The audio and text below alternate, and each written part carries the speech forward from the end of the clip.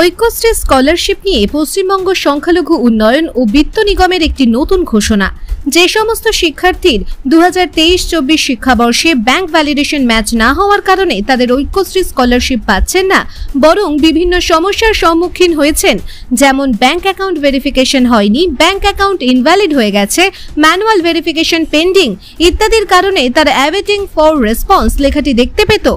বর্তমানে তাদের জন্যই সহজ উপায় সমাধানের জন্য পশ্চিমবঙ্গ সংখ্যালঘু উন্নয়ন ও বিত্ত নিগম www.wbmdfcscholarship.in এই ওয়েবসাইটে ব্যাংক অ্যাওয়েটিং রেসপন্স ডেটা ও ব্যাংক ইনভ্যালিড রেসপন্স ডেটা এই দুটি অপশনের মধ্যে দিয়ে সমাধানের সহজ উপায় দেখানো হয়েছে, যেখানে জেলা ও মহকুমা নির্বাচন করলেই ভেসে উঠবে শিক্ষার্থীদের নাম ও আইডির তালিকা। সুতরাং এই সমস্ত শিক্ষার্থীরা জেলা সংখ্যালঘু বিষয়ক অফিস অর্থাৎ ডোমা বা এসডিও অফিসে ব্যাংক পাসবুকের জেরক্স সহ অরিজিনাল কপি নিয়ে এডুকেশন সুপারভাইজারের সঙ্গে দেখা করলে এই সমস্যার সমাধান হয়ে যাবে। আর ঠিক তার পরপরই স্কলারশিপ প্রদানের পরবর্তী পদক্ষেপ গ্রহণ করবে পশ্চিমবঙ্গ সংখ্যালঘু উন্নয়ন ও বিত্ত নিগম।